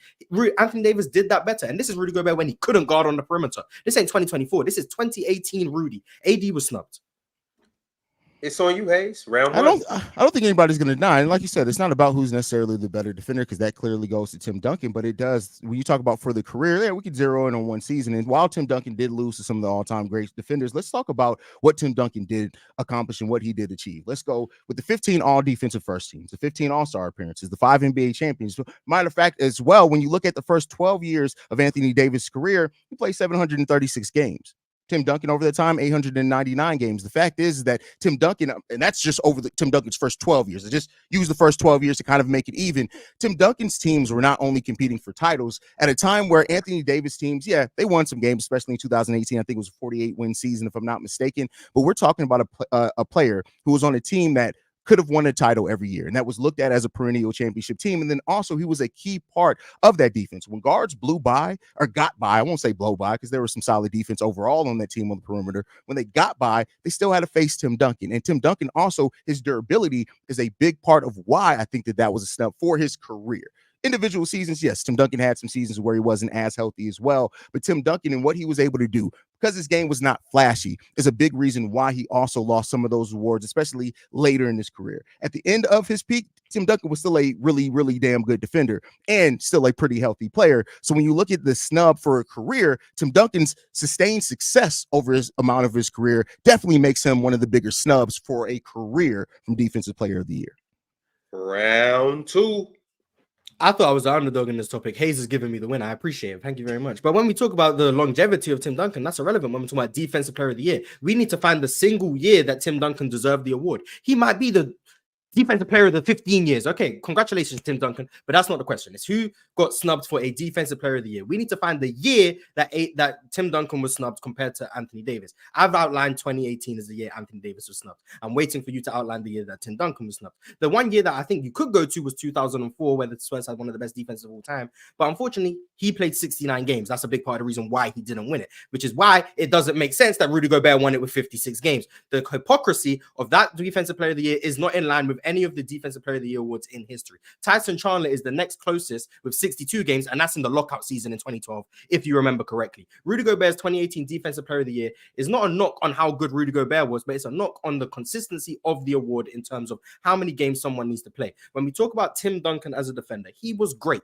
He was maybe the best defender in the league, especially over the 15-year stretch. But on a year-by-year basis, can we argue he deserved it over a Ben Wallace? Can we argue he deserved it over a Kevin Garnett? Can we argue he deserved it over Dwight Howard? Especially when you look 09 onwards, when Tim Duncan was dealing with that knee tendinosis that really stifled him a lot. He wasn't even in these conversations anymore. He was still a very good defender, but he wasn't on that echelon to where he deserved it over guys like Dwight Howard. I've given you the clear year that Anthony Davis was snubbed for the awards. I need to hear the Tim Duncan year in which he was snubbed so we can make this a comparison.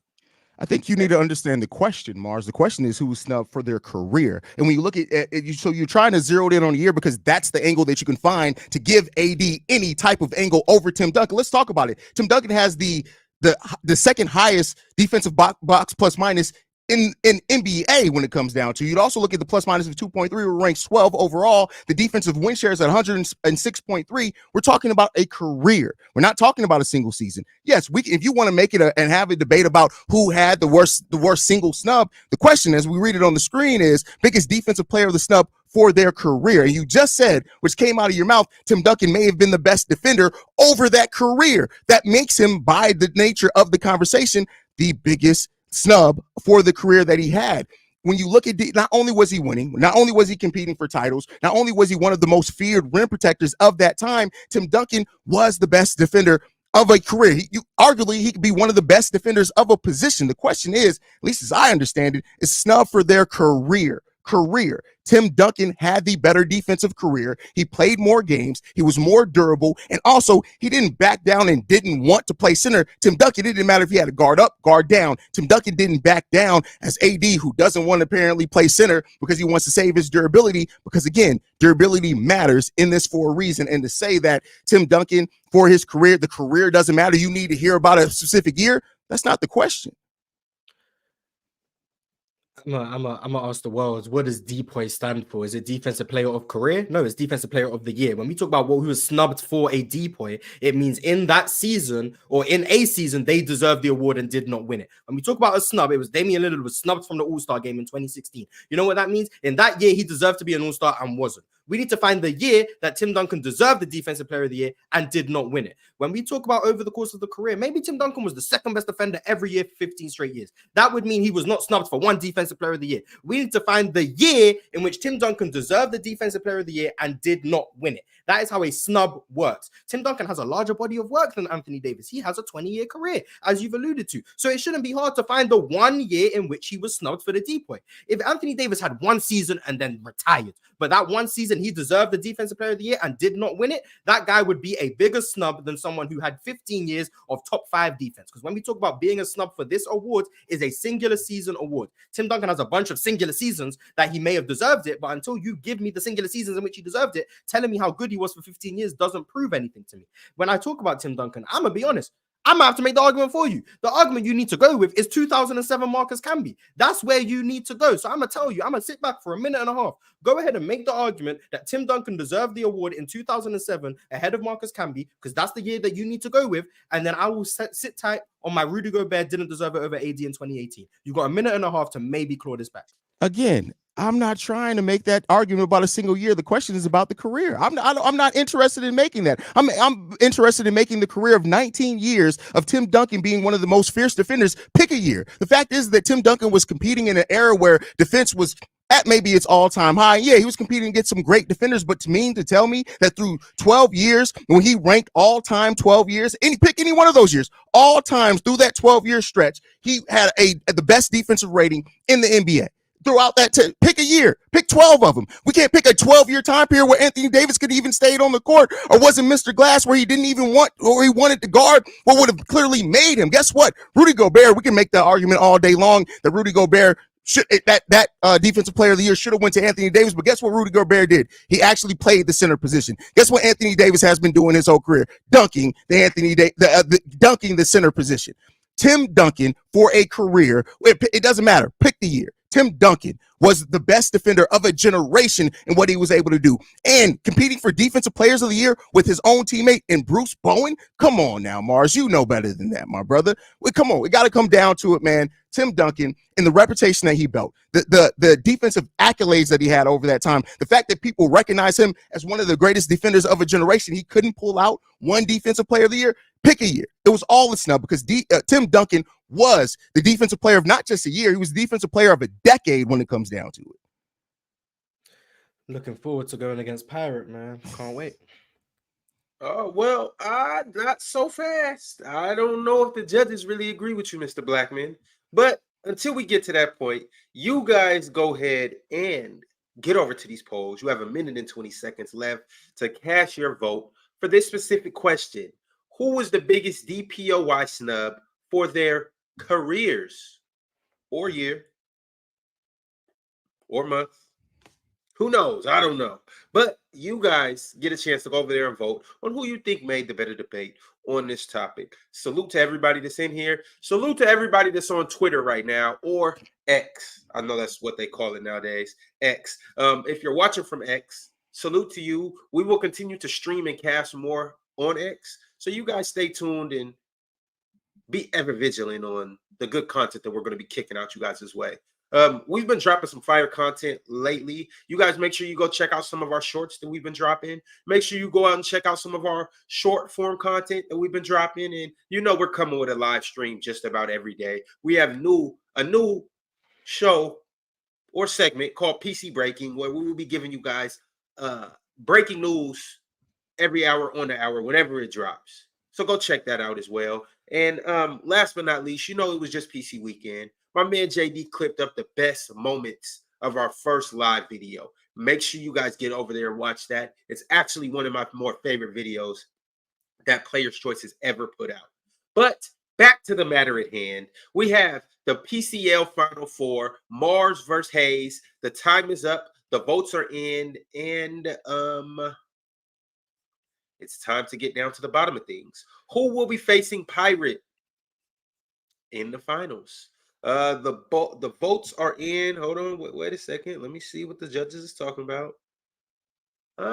Okay.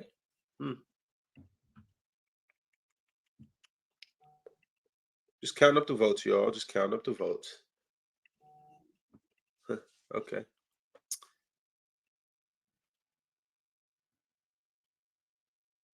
All right, y'all. Well, here we go. All right, in round one, winning convincingly 5-0. We got Mars. In round two, winning convincingly 4-1. We have, shout out to Dub, we have Mars. And in round three, winning convincingly yet again 4-1, Mars wraps up a sweep against Hayes and proves why he is the number one seed, and he will be advancing to the championship to go up against 4-1 in round 2 and 3? Yeah. Name and shame that one person. Name and shame. You want me to name him? Name and shame that one person because they're trolling. That judge is unbelievable. That's unacceptable. Rigged. Yeah, disgraceful. That's disgraceful.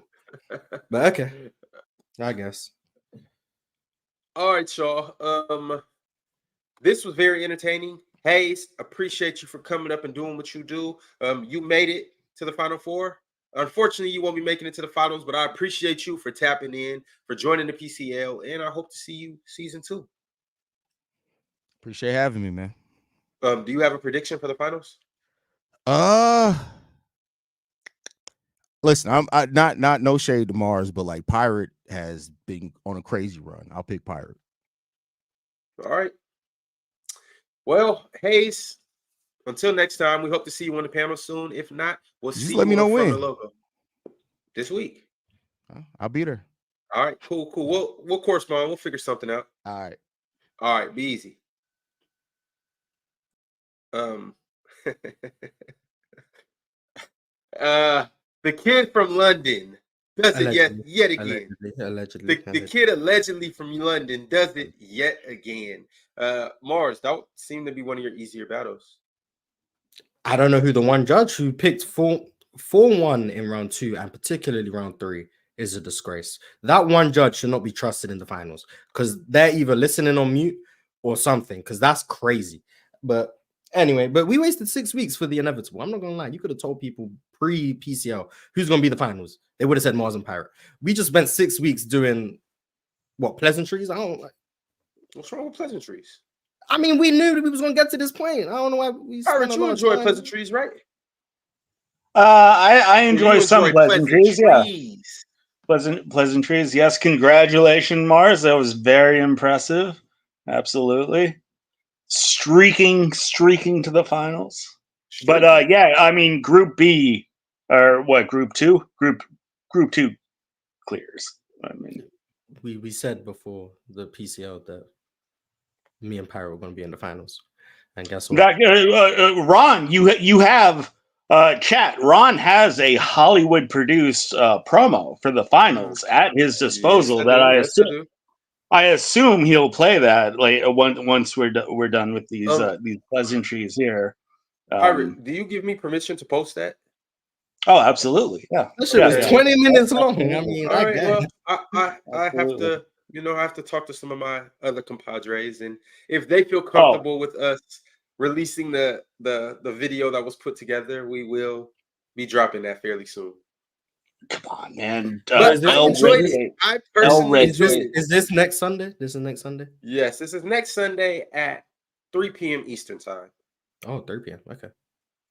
Yeah, ain't even asked me if I was available at that time, but I mean, I guess. Yeah, about 6, man. Come on, it's early. Yeah, all right, my bad. 8 p.m. Eastern time.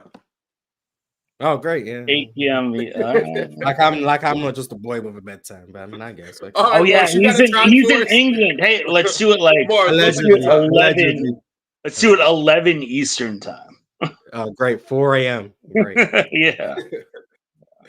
All right, fellas. Do you guys have anything else that you would like to talk about before the finals? I want some good topics, man. I'm gonna be honest. I want some good topics. Yeah, I do hope we have like some championship level topics and not like some side random. Yeah, like, I'm not a fan of the more entertaining final series, even though someone somehow picked against me in that one. But like, I want to talk basketball, man. Entertainment, that's all subjective. I want to like on the court. Less subjectivity. Let's like talk actual nuts and bolts things that have actually happened. Let's steer from the hypotheticals, please. Things that stay away from the hypotheticals. I'm glad you guys are both on the same page. We got the group chat, so we will work together to get 3 amazing topics. Okay, and fire that one judge, please. Well, it was 2 judges, Mars. It was 2. Oh, so one idiot in round 2 and one idiot in round 3. Yeah. Prima donna over here now. Is getting 4-1 offended me. I'm gonna be honest. I would have rather lost than that one person is just trying to be different. Like if I would have lost, that would be like, all right, cool. There's 3 idiots, but one guy just trying to be different. That's annoying. So yeah, I'm offended. What's wrong with Ox being a judge? What's wrong with the one contrarian? Ox weren't picking against Paul Pierce, so he definitely wasn't the hater in the second round. Maybe in the third round, I don't know. But Nah, that's Chat, demand that Ron play the promo video. Come on, let's put him on fire. Just hit play. You don't need to go through any execs. Just hit play. Hit the play button. Just hit the play button. Hey, Pirate, the video's fire too. I'm not gonna lie. Chat, this may or may not be dropping soon. I don't know. But it's heat. And that's all I know. and it's long as hell. It's like 20 minutes long. Long as hell. You only really need to watch the first 10 minutes, like for the cinematic. Nah, you need to watch the whole thing. Don't let Pirate lie to you. But all right, fellas, I know you guys probably have a lot to get into. I know you guys did a lot of heavy lifting to get to this moment in time. I'm sure you guys are exhausted. And I don't want to hold you guys over here for overtime or anything like that. Unless you guys want to do a spontaneous battle. Nah, we'll save it for next Sunday. Well, how about we'll do English politics? Let's debate. I like it. Let's debate the Magna Carta and its influence on Western civilization. Man, you was born when that shit was signed, man. Wow. All right, y'all. We will be back tomorrow on the panel. You guys make sure to tap in because obviously the Karl Anthony Towns for Julius Randle trade just happened. So we will be talking about that. We'll be breaking down the Atlantic Division, ironically, during this trade or during this time of the trade. And then we'll talk about some other things that happened over the weekend. Pirate, we hope to see you soon. And if not, we'll see you Sunday. Yeah, pleasure seeing you, Ron, and Mars. Congratulations. Good job. Yeah, Appreciate it. Only one of these guys will keep this belt and get $1,000. So we will see very soon. Until then, I guess take it light. But make sure you take it. Oh my God. Merry Christmas. Happy Hanukkah.